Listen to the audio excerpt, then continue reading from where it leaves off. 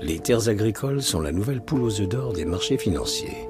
L'investissement serait sûr et rentable, en Europe aussi, depuis peu.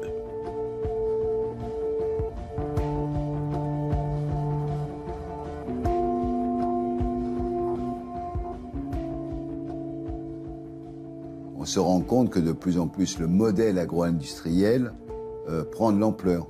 Rien n'est fait pour le limiter. C'est l'évolution actuelle, on peut l'approuver ou pas, c'est comme ça. Nous ne voulons pas faire 8 ou 9 tonnes de blé à l'hectare. 4 tonnes et demie produites en bio, ça suffit largement. D'autant que cela préserverait la nappe phréatique et l'environnement. Notre devoir et notre préoccupation, c'est de nourrir la population. Et nous n'y parviendrons pas uniquement avec une agriculture idyllique. Mais bon, le risque, c'est que si un jour il n'y a que des grosses fermes, des 500, 600 hectares, un jeune comme moi qui est hors cadre agricole ou même cadre agricole, ne pourra pas s'installer. Des vaches qui pèsent dans les prés, des poules qui vivent en plein air, du lait, des œufs et du blé, produits par des paysans locaux, c'est l'agriculture d'hier. La tendance actuelle prend la direction opposée.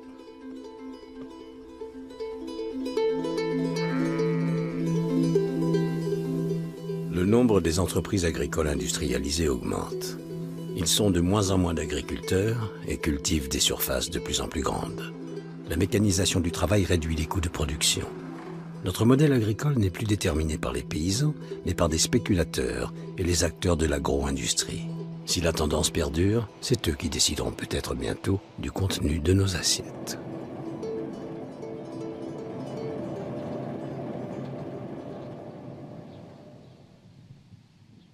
En Roumanie, les grandes structures agricoles datent de l'époque socialiste.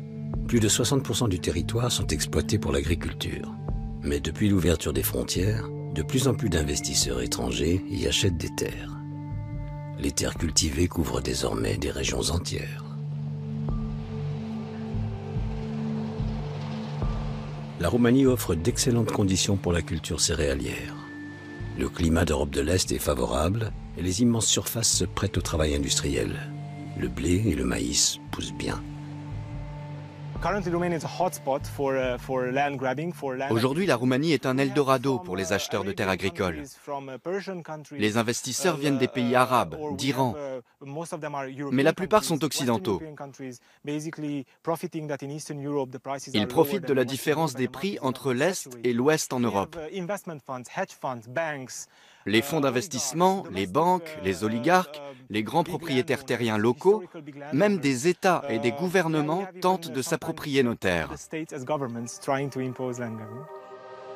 Ces achats massifs de terres sont désignés par le terme anglais « land grabbing », accaparement de terres.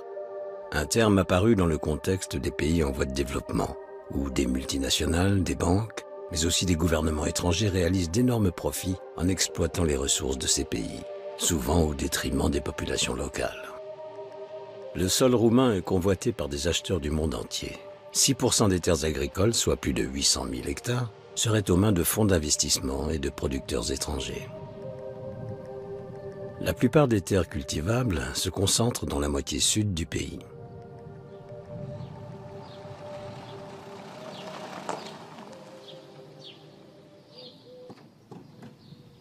Ottmar Lotz, dirigeant d'Agrarius, une société anonyme allemande cotée en bourse, espère lui aussi réaliser d'importants bénéfices en Roumanie. Son entreprise cultive 4000 hectares de terre, qu'elle compte bien étendre à 10 000 hectares ces prochaines années. Pour les investisseurs, l'achat ou la location de terre est un bon placement. Dans les années qui viennent, l'agriculture pourrait devenir un secteur extrêmement attractif. La demande mondiale est en hausse. L'évolution prévisible des prix nous permet d'envisager des niveaux de rentabilité tout à fait intéressants. Agrarius promet 4% d'intérêt sur le loyer des terres cultivables. Un rendement très performant comparé à d'autres placements. Avec l'intérêt grandissant pour les surfaces agricoles, la concurrence est devenue rude.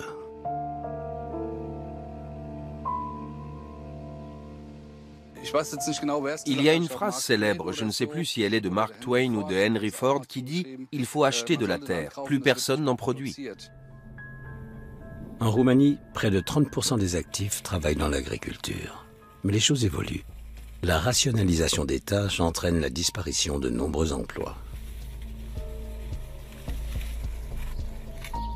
Attila Sochborous, membre de l'ONG Eco-Ruralis, parcourt la Roumanie pour recenser les ventes de terres. Souvent, il trouve des villages presque déserts, où il ne reste plus que les personnes âgées. De plus en plus de Roumains quittent leur pays. Ils émigrent majoritairement vers l'Italie, l'Espagne, l'Allemagne et la France. L'agriculture ne leur offre plus aucune perspective d'avenir. Selon une étude de la fondation écologiste allemande Böll, le prix des terres a augmenté de 40% ces dernières années. Pour les acquéreurs étrangers, les tarifs restent intéressants car malgré leurs droits de préemption, les paysans locaux ne peuvent pas suivre. Ces investissements ne sont pas une bonne chose. Les terres de Roumanie devraient être achetées par des Roumains, vous ne trouvez pas? Que diriez-vous si des gens arrivaient dans votre pays et commençaient à acheter vos terres? Pour moi, la terre doit rester notre propriété. Et la production agricole de nos terres, où va-t-elle? Et le jour où nos enfants auront des enfants, où iront-ils travailler? Stéphane Dorondel est un anthropologue de renommée internationale. Il a enseigné à l'Institut Max Planck de Halle et participé à des projets de recherche des universités de Cambridge et de Yale. Il observe l'évolution des villages roumains sur le long terme. Les villages sont désertés. On n'y rencontre plus de jeunes.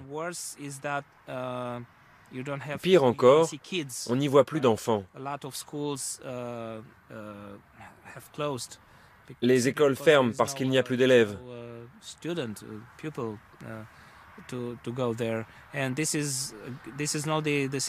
le cas en Roumanie, mais aussi en Bulgarie. Je connais un village qui comptait 3000 habitants. Aujourd'hui, ils sont moins de 500. La vie dans les campagnes est austère. De nombreux paysans gagnent à peine de quoi se nourrir. C'est le cas de la famille Zlate qui vit de 2 hectares de terre. La maison est froide et il n'y a pas d'eau chaude. Mais la famille refuse de vendre sa terre. Elle aimerait simplement qu'elle rapporte davantage.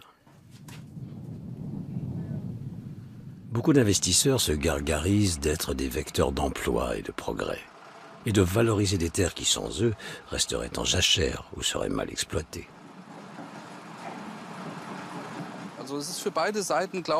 C'est une situation gagnant-gagnant pour les deux côtés. Nous proposons à la population locale des emplois à long terme, de bonnes conditions de travail, des salaires évolutifs et des méthodes de culture professionnelle. C'est un bon compromis. Nous prenons soin de nos employés qui, en contrepartie, font du bon travail. C'est très important. Il ne faut pas oublier la situation sur le terrain.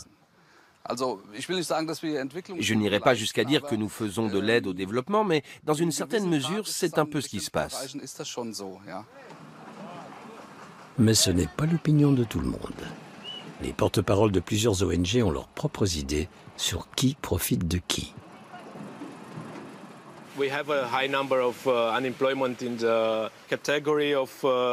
Le taux de chômage des jeunes diplômés est très élevé. On ne trouve que des emplois peu ou pas qualifiés, ce qui explique les salaires moyens très bas.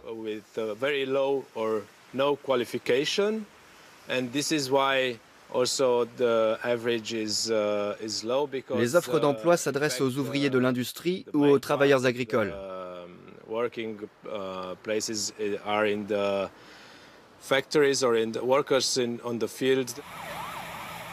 Pour le gouvernement roumain, les investisseurs étrangers ne constituent pas une menace.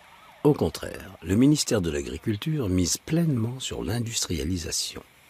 L'achat de terres par des multinationales est perçu comme un transfert de savoir-faire. Pour le ministre, parler de land grabbing dans le contexte de la Roumanie est absurde. C'est une psychose montée de toutes pièces. La peur suscitée par le fait que des étrangers achètent des terres en Roumanie est infondée.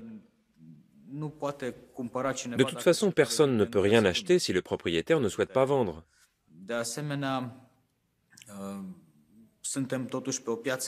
L'Union européenne est une économie de marché. C'est un marché libre et ouvert.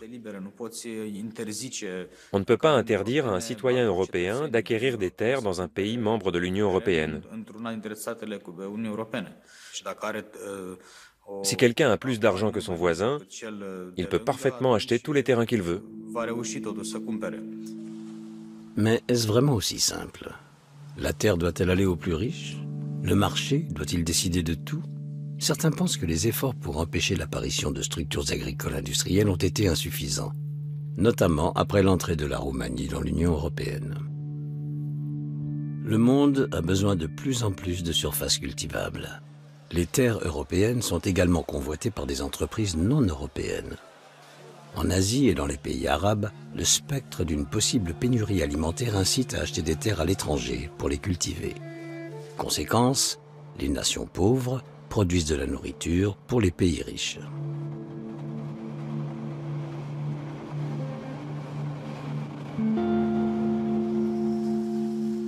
La multinationale libanaise Maria Group compte parmi les plus grandes entreprises agricoles de Roumanie.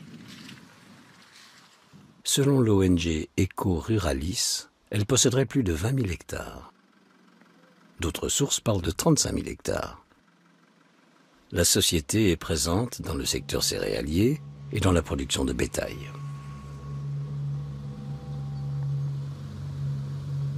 Son dirigeant, Djihad El Khalil, fait actuellement l'objet d'une enquête du parquet roumain, entre autres pour une affaire de fraude fiscale présumée portant sur quelques 30 millions d'euros. Plusieurs semaines durant, nous avons vainement tenté d'obtenir un rendez-vous avec lui ou un représentant de Maria Group. Dans une de ses rares interviews, Djihad El Khalil s'explique sur les raisons de sa présence en Roumanie. Après la révolution de 1989, des amis m'ont dit qu'il y avait des affaires à faire en Roumanie. Quand je suis arrivé en 1991, j'ai vu que le pays était très riche. Je n'y connaissais rien, je ne savais même pas faire la différence entre du blé et de l'orge. Selon Eco-Ruralis, Maria Group exporte ses produits vers la Syrie, l'Égypte et le Liban. Beaucoup de Roumains craignent que les sociétés étrangères ne pillent les ressources du pays. Pour Djihad El Khalil, cette crainte est sans fondement. Ça ne tient pas debout. Quel problème y a-t-il dans le fait que des étrangers achètent des terres ici? La terre ne disparaît pas, elle reste en Roumanie, et ce sont des Roumains qui la cultivent. En plus, les gens qui investissent dans l'agriculture ne sortent pas l'argent du pays, puisqu'il faut sans cesse faire de nouveaux investissements. Souvent, les petits agriculteurs roumains ne connaissent même pas les démarches pour solliciter les aides de l'Union européenne. Les grands, eux, touchent des sommes considérables. C'est le cas de Maria Group, qui a légalement perçu plus de 8 millions d'euros de subventions entre 2011 et 2013. Chaque agriculteur touche des aides directes pour ses terres. Le montant est fonction du nombre d'hectares. Bruxelles ne tient pas compte de la nationalité des propriétaires.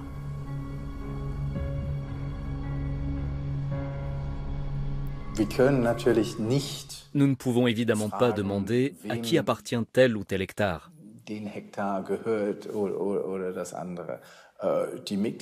Le système des aides directes est géré par les États membres.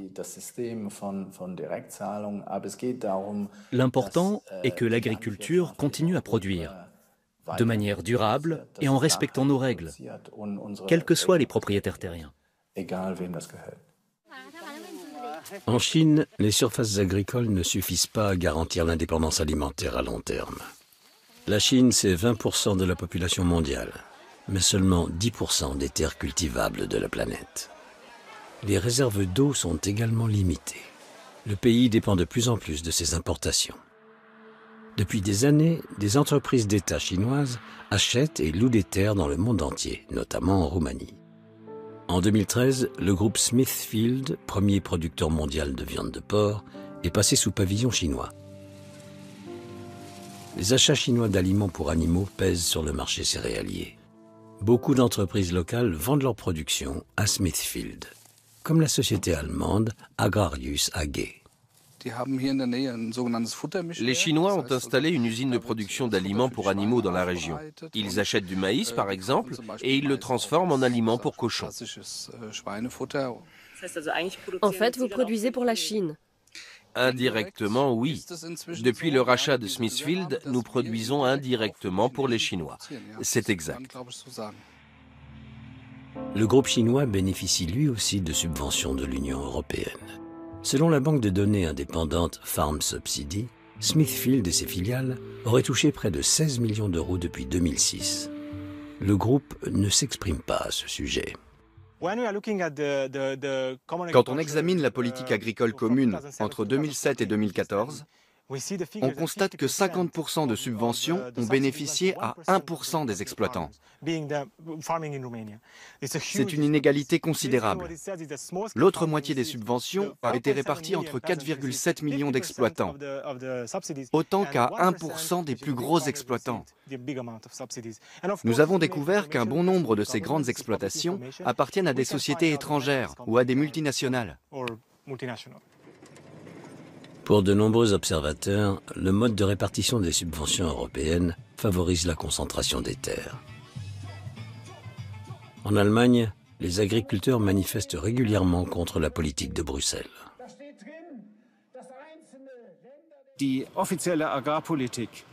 La politique agricole européenne, mais aussi celle du gouvernement allemand, mise sur des structures à dimension industrielle. Et c'est une erreur grave. L'évolution de l'agro-industrie nous mène dans une impasse et elle tue les emplois. En France, depuis les années 50, seul 1/5 des exploitations agricoles ont survécu. L'ouest de l'Allemagne connaît une évolution similaire. Là aussi, les entreprises familiales paysannes sont de plus en plus rares. Le mal, ce ne sont pas les investisseurs. Le mal vient de la politique qui nous expose aux investisseurs. Les grands chassent les petits. Au niveau européen, les écologistes dénoncent cette tendance depuis plusieurs années. José Bové est l'un des militants les plus emblématiques du mouvement pour une agriculture paysanne. Moi, je pense que la question aujourd'hui de la concentration de la production reste une question centrale. On se rend compte que de plus en plus le modèle agro-industriel prend de l'ampleur. Rien n'est fait pour le limiter.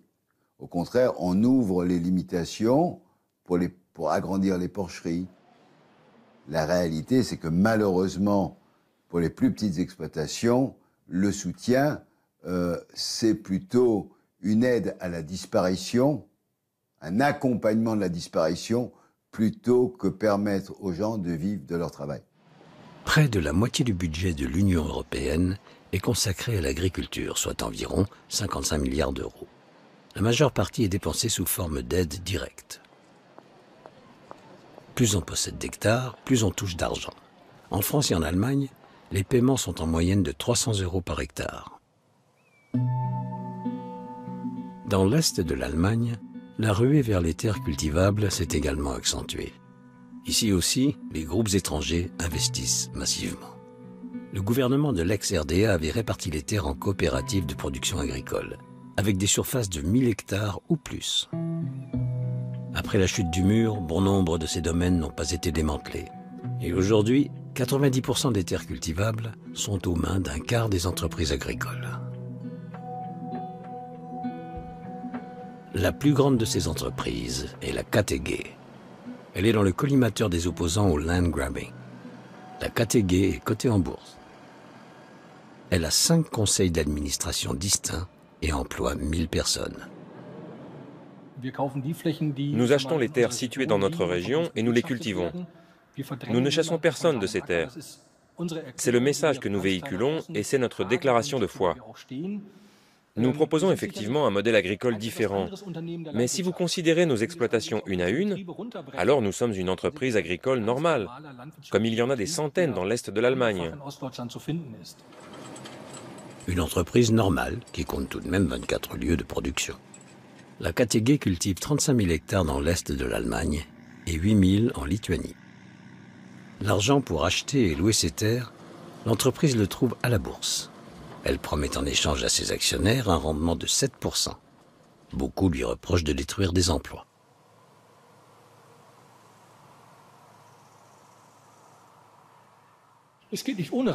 Sans rationalisation, rien n'est possible.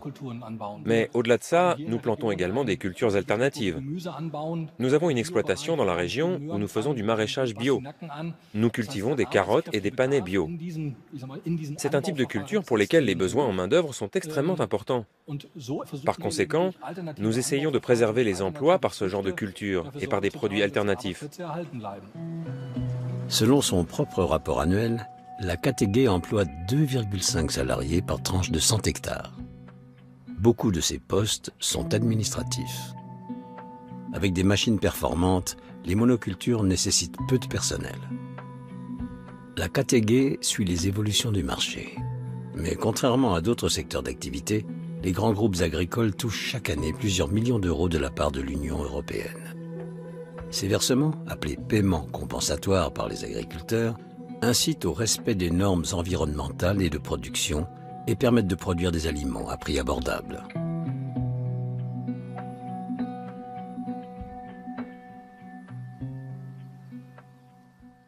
Ce sont des paiements compensatoires. Ils sont versés pour nous encourager à respecter certaines exigences de l'Union européenne et à faire de l'agriculture de la manière dont l'Union européenne le souhaite. Et vous touchez combien? Globalement, les chiffres varient. Entre 7,5 millions et 9 millions d'euros.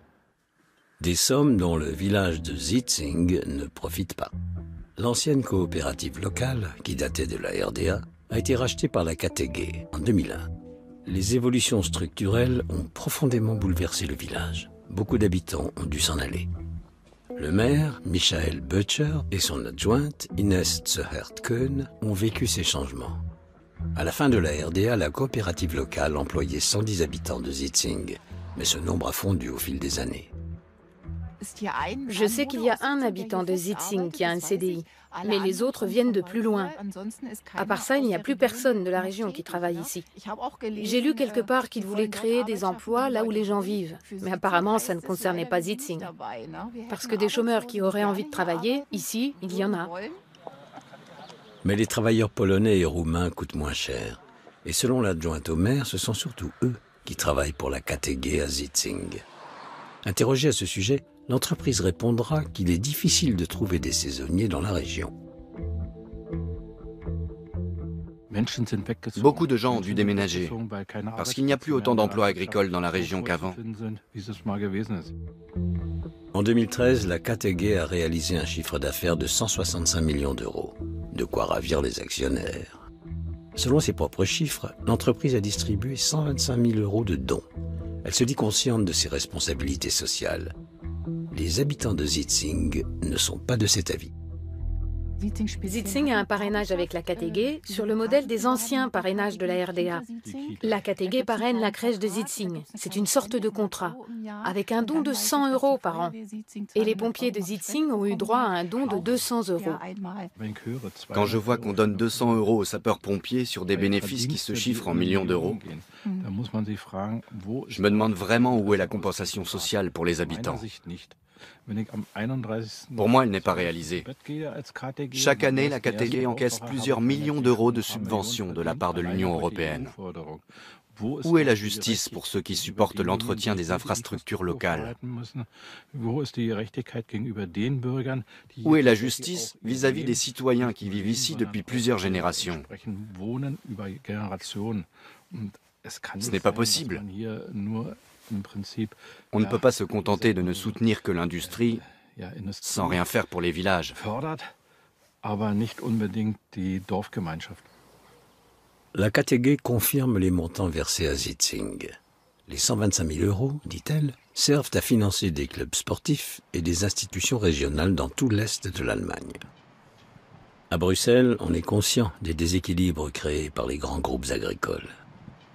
Les questions sur la limitation des subventions ou sur d'autres modes de répartition s'invitent régulièrement au débat.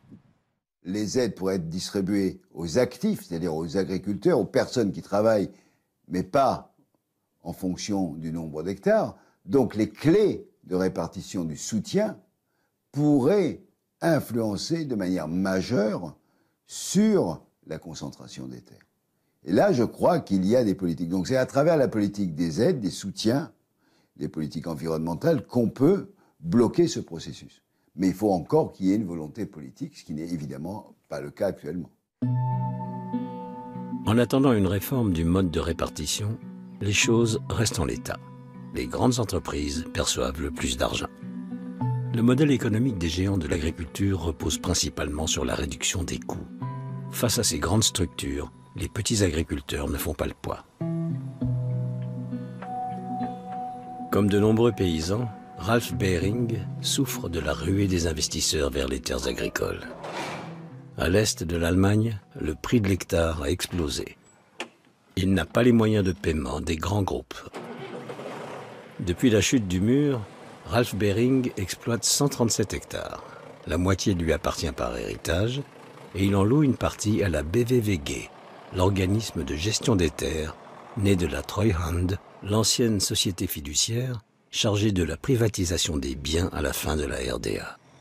Pour les nouvelles locations, la BVVG suit les prix du marché et les anciennes sont réajustées. Pour un agriculteur modeste, l'effet est désastreux. Sur les 6 dernières années, les prix ont été multipliés par 3. Et ce ne sont pas des augmentations progressives comme celles des loyers immobiliers, par exemple. Si les loyers étaient multipliés par 100 d'une année à l'autre, imaginez un peu la levée de bouclier. Mais curieusement, dans l'agriculture, ce genre d'augmentation ne choque personne. La BVVG, organisme d'État, vend ou loue aux plus offrants. La démarche est-elle compatible avec le droit européen ? La Cour de justice de l'Union européenne s'apprête à en juger. Entre-temps, le gouvernement allemand a pris conscience du problème de la concentration des terres et de l'envolée des prix. En 2014, un groupe de travail État-Länder a été créé.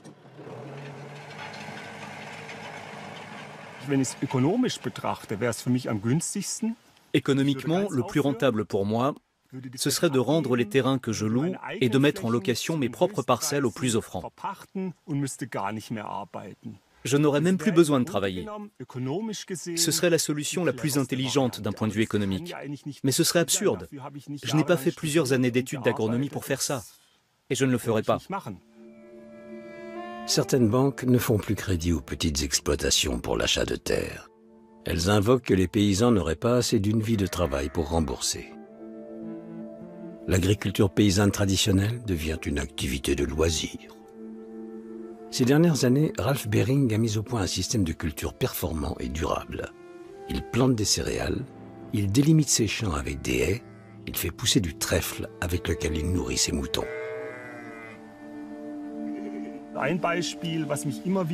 Quand les gens me demandent ce qui me pousse à continuer, je cite l'exemple de mon arrière-grand-père et de mon grand-père. Dans les années 40, ils ont planté des milliers d'arbres fruitiers. C'était la guerre, les gens avaient faim, ils avaient des soucis autrement plus graves que les nôtres. Mais eux, ils ont planté des arbres. Et c'est moi qui en récolte les fruits aujourd'hui.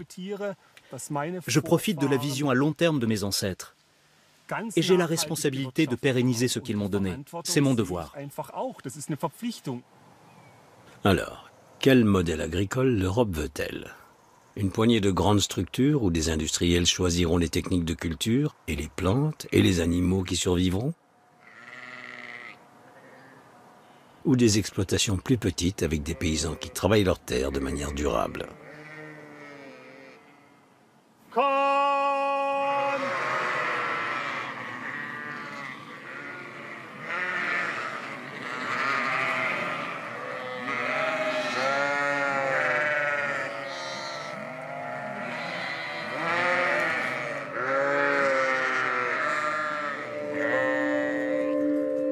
À Bruxelles, les partis conservateurs s'inquiètent eux aussi du développement des grands groupes agricoles.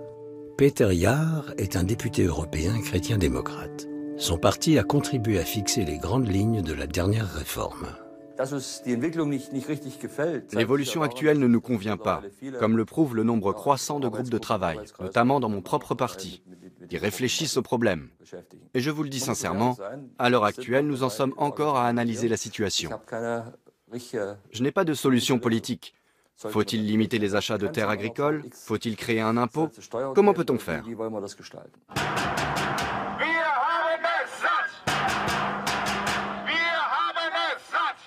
Pendant que Bruxelles discute, la colère paysanne grandit.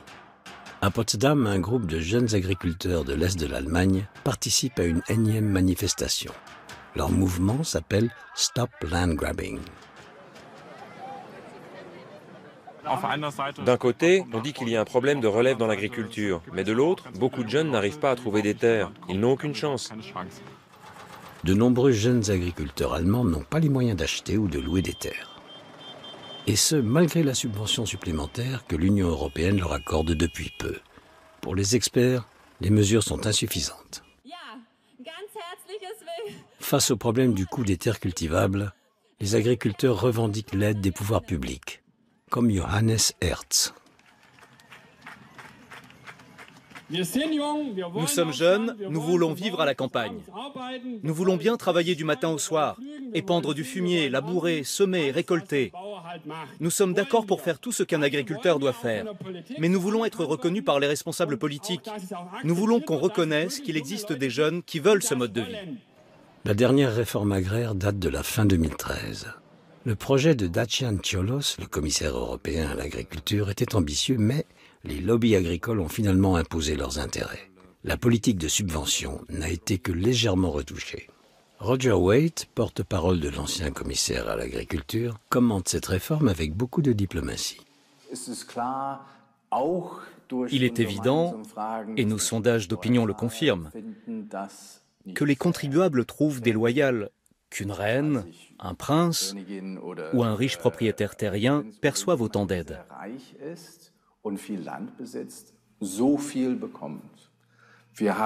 Nous avons essayé d'agir contre cela à l'échelle européenne. Nous n'avons malheureusement pas obtenu de dispositions contraignantes. Mais tous les États membres peuvent désormais introduire un plafonnement. Lors de la réforme, les États membres ont préféré sauvegarder les acquis plutôt que de jeter les bases d'un modèle agricole viable et plus écologique. L'Allemagne et l'Angleterre ont empêché le plafonnement des subventions. Les aides de plus de 300 000 € seront effectivement réduites, mais de 5% seulement.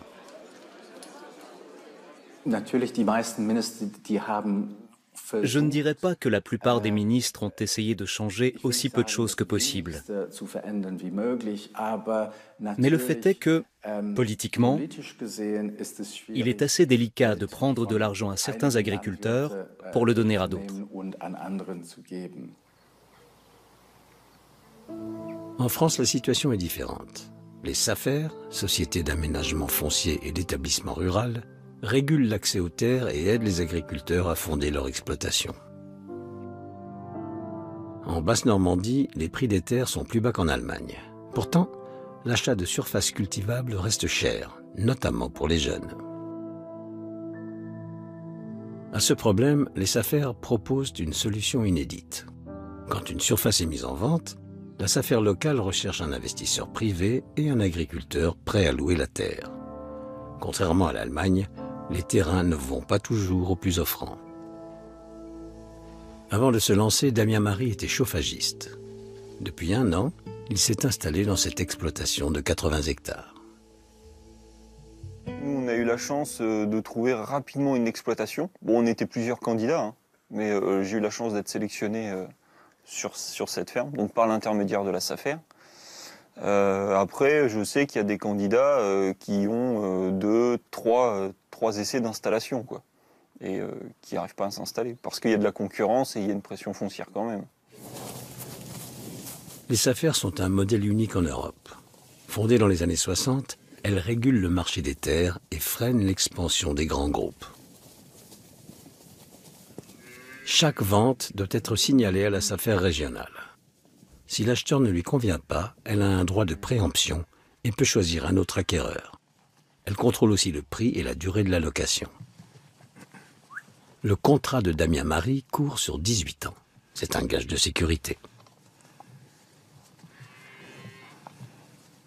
La motivation, ouais, il y a le rapport aux vaches, même si des fois elles sont chiantes. Mais c'est aussi, c'est pas que les vaches, c'est le cadre de vie et gérer l'exploitation dans son ensemble. On travaille à notre compte, pour nous, donc on produit un peu ce qu'on veut. comme on veut, avec le système qu'on veut. Et voilà, moi, c'est ça que je trouve intéressant et qui m'intéressait. Les investisseurs viennent souvent de la région et sont attachés au maintien d'une agriculture de petites exploitations. Les 2,5% de rendement sont secondaires. Depuis 2009, la SAFER Basse-Normandie a mis en relation environ 150 acheteurs fonciers avec des jeunes désireux de s'installer. La demande est en hausse. Mais à en croire Michel Apostolo, syndicat agricole Confédération Paysanne, le système se fissure. Les SAFER ont de moins en moins de pouvoir pour imposer des exploitations de type familial. La SAFER, pour nous, ça pourrait être, je dis bien, ça pourrait être un bon outil pour la régulation du foncier. Mais aujourd'hui, elle n'a pas les moyens législatifs d'intervenir.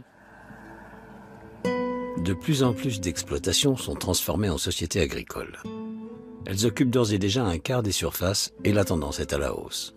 Or, face à des sociétés, le droit de préemption de la SAFER est réduit. Les pouvoirs de cette police du sol s'en trouvent diminués.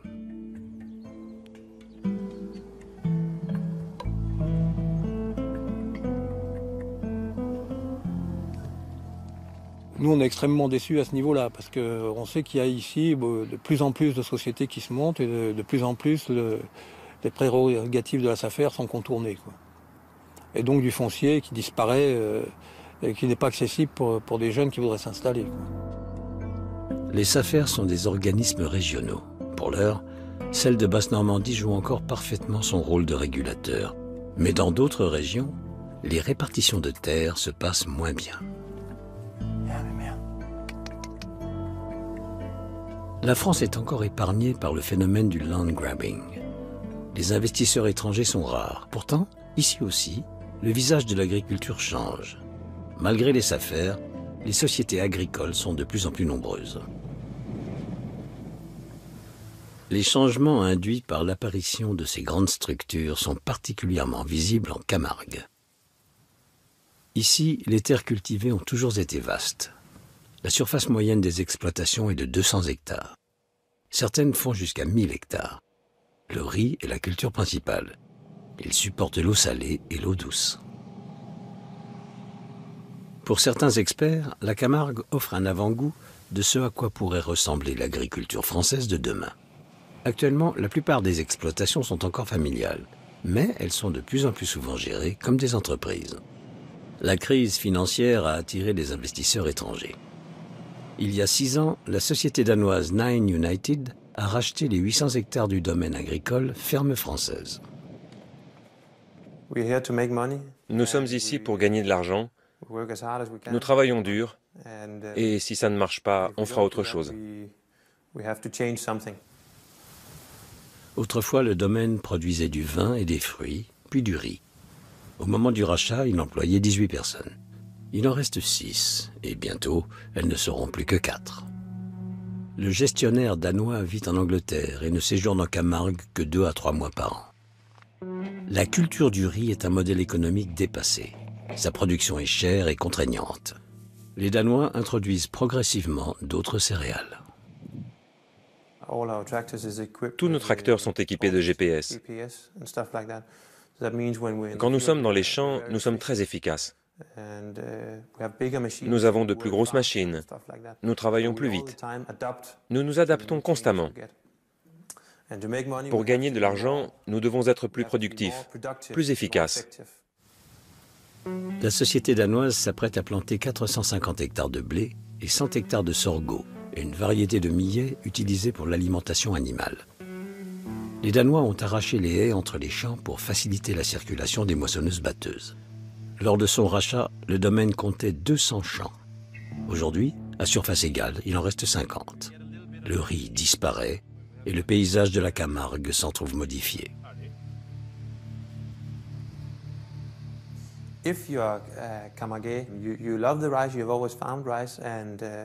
Quand on est né en Camargue, on aime le riz. On l'a toujours cultivé. C'est ce qu'on sait faire. Et on continuera à cultiver du riz. Moi, je pense en termes de profit. Compte tenu de mon expérience dans d'autres régions, Je pense qu'on peut obtenir de meilleurs rendements en changeant de culture. Et donc il faut le faire. La course au profit ne laisse aucune place aux spécificités régionales. Casper Roulihe n'est pas inquiet pour l'avenir. Quand le domaine ne rapportera plus rien, il le revendra. La France envisage de diviser par 2 les subventions pour le riz. Jusqu'à présent, les producteurs touchaient 800 € par hectare. L'entreprise danoise a réagi à ce projet avec pragmatisme, en divisant par 2 sa production de riz. Pour le jeune dirigeant, les subventions de l'Union européenne n'ont pas que des avantages.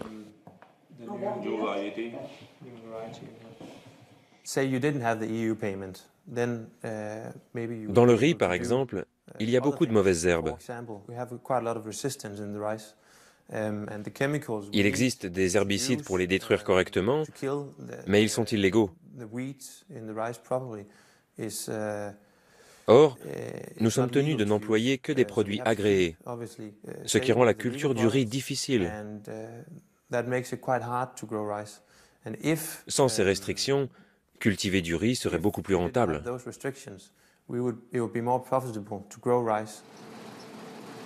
Les restrictions sur les produits chimiques sont valables dans l'ensemble de l'Union européenne. Mais les contrôles ne sont pas effectués avec la même sévérité partout. Les entreprises étrangères investissent surtout dans la région de San Nicolau Mare, dans l'ouest de la Roumanie. Et ici, les produits et les volumes qu'ils épandent dans les champs sont souvent laissés à leur libre appréciation.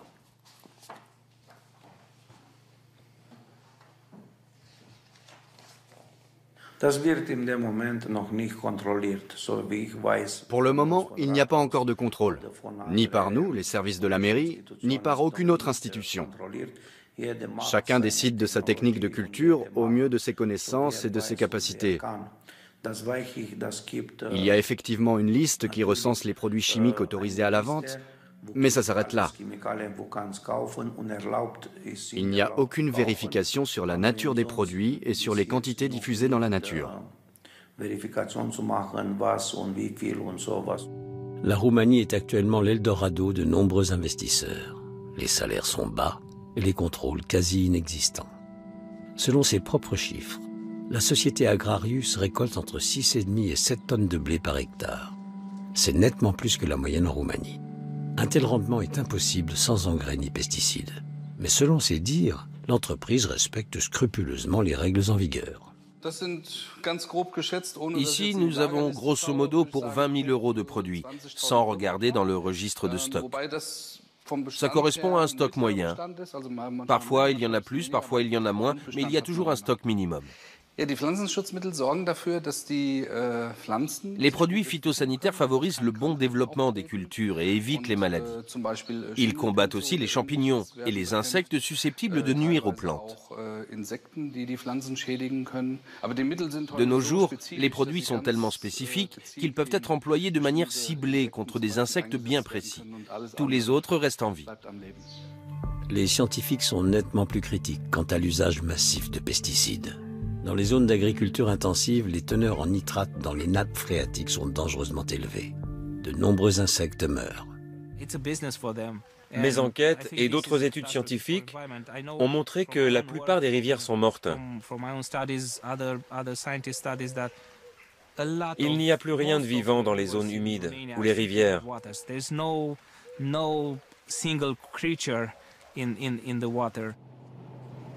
Déjà, sous la dictature de Ceausescu, l'écologie n'était pas une priorité et aujourd'hui encore, le profit passe souvent avant l'environnement. C'est particulièrement net dans le delta du Danube. Florin Paladé est ornithologue. Il propose des circuits touristiques d'observation d'oiseaux. Le delta est connu pour la diversité de ses espèces. Mais si les insectes disparaissent, les oiseaux n'auront plus de nourriture. Dans le delta du Danube, nous avons un site où nous observons les oiseaux.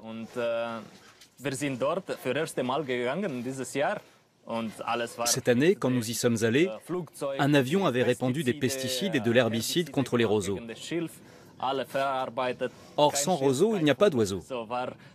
C'était très triste. Mais pour le moment, c'est un terrain privé. Ou alors il a été loué pour une 50aine d'années.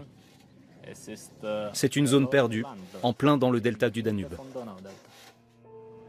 Ce paysage, a priori poétique, est en fait celui d'une nature dévastée. Les monocultures, plantées sur de grandes surfaces, sont celles qui génèrent les profits les plus élevés. Mais elles sont vulnérables aux ravageurs et nécessitent des vaporisations importantes de pesticides. Les abeilles en souffrent beaucoup. Certains scientifiques accusent les pesticides d'être à l'origine du phénomène mondial de la disparition des abeilles.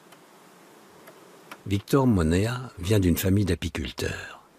Il possède 135 ruches qu'il transporte de parcelle en parcelle. L'augmentation des monocultures lui cause énormément de tort.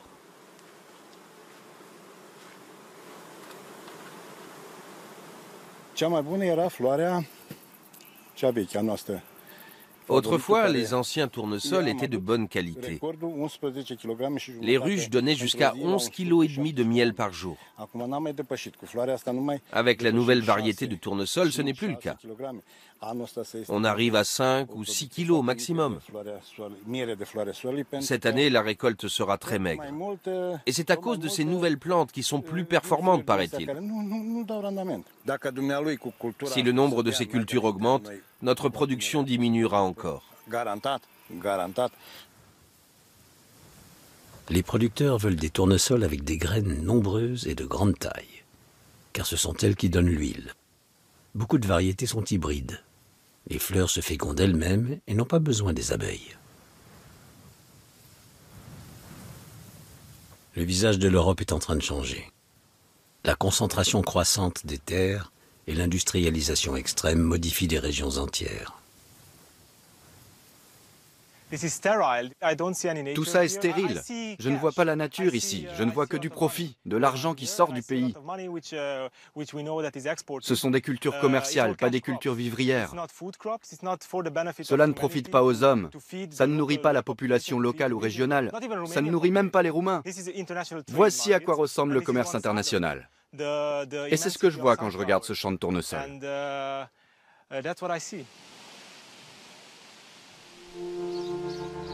Pour l'heure, le berger Marin Karan mène encore son troupeau dans les pâturages communaux. Mais cela ne durera pas. Le gouvernement roumain s'apprête à vendre ou à louer ses terres aux investisseurs. Marin Karan n'a pas de descendance. Il sera le dernier berger de sa famille.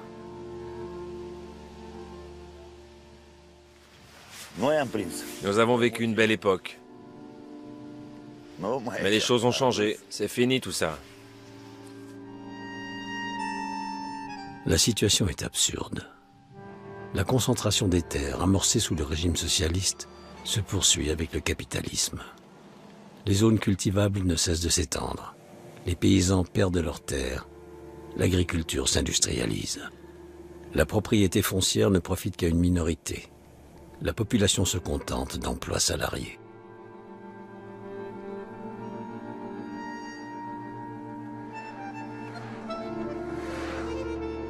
L'Espagne. Dans certaines régions, la répartition des terres est particulièrement injuste. Des domaines datant de la monarchie subsistent jusqu'à nos jours. L'Andalousie est l'une des régions les plus pauvres d'Europe. 2% de la population possède la moitié des terres cultivables. Et 40% des Andalous vivent sous le seuil de pauvreté. Ici aussi, le système de subvention de l'Union européenne est vivement critiqué. L'argent devrait être réparti autrement. Le système actuel générerait de la pauvreté et détruirait des emplois. La duchesse d'Albe, par exemple, faisait partie des gens qui percevaient le plus de subventions.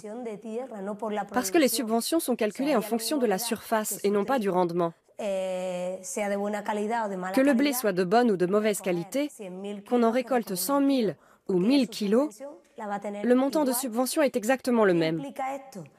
Cela signifie que personne n'a besoin de cultiver ses terres. Si les subventions dépendaient du rendement, les propriétaires seraient obligés d'embaucher des gens pour cultiver leurs terres et pour l'entretenir. Le village andalou de Marin Aleda tente de répartir le travail et le profit plus équitablement. À la fin des années 70, les travailleurs journaliers ont occupé le domaine d'un aristocrate. Après plusieurs évacuations de force, le gouvernement andalou a fini par exproprier l'aristocrate. Depuis, les habitants gèrent les 1200 hectares comme une coopérative. Dans les années 70, Esperanza Saavedra était encore une enfant. Elle est aujourd'hui adjointe au maire. En tant que propriétaire terrien, ton but est de gagner de l'argent pour toi. L'objectif du syndicat et celui de Marina Leda va à l'encontre des intérêts des grands propriétaires terriens. Notre but est de générer de l'emploi pour pouvoir vivre dignement. Et les bénéfices, nous les réinvestissons dans l'amélioration des conditions de travail. Les 2700 habitants prennent toutes les décisions importantes en assemblée générale. Les investissements sont eux aussi choisis collectivement. Marina Leda mise avant tout sur des produits qui nécessitent beaucoup de main-d'œuvre. Artichauts, paprika, haricots. Les dernières olives arrivent pour le triage et le pressage. Pendant la récolte, presque tout le village est au travail. Les profits sont modestes, le salaire journalier est de 47 €. Et tout le monde gagne la même chose, même l'adjointe au maire. Mais à Marina Leda, le coût de la vie est faible. Ce que nous faisons ici, à Marina Leda, tout le monde peut le faire, dans n'importe quel quartier, ville ou pays du monde. Inutile de venir s'installer à Marina Leda. Chacun peut faire ça chez lui, dans son quartier, dans son immeuble. Chacun peut imaginer un modèle nouveau et meilleur, non? Pour les 2700 habitants de Marina Leda, le système fonctionne. Mais une gestion collectiviste est-elle applicable à l'ensemble de l'Europe? L'histoire nous suggère que non. Pourtant, Marina Leda peut servir de source d'inspiration. Dans un système entièrement centré sur le rendement, les petites exploitations sont vouées à disparaître. Et avec elles, la diversité des espèces et des terroirs. L'émergence d'un modèle agricole viable et commun à l'ensemble de l'Europe n'est sans doute pas pour tout de suite. Les spécificités régionales et les intérêts nationaux sont trop nombreux. Et tant que l'Union européenne subventionnera la quantité plutôt que la qualité, l'agriculture restera un business dont le seul but sera de générer du profit.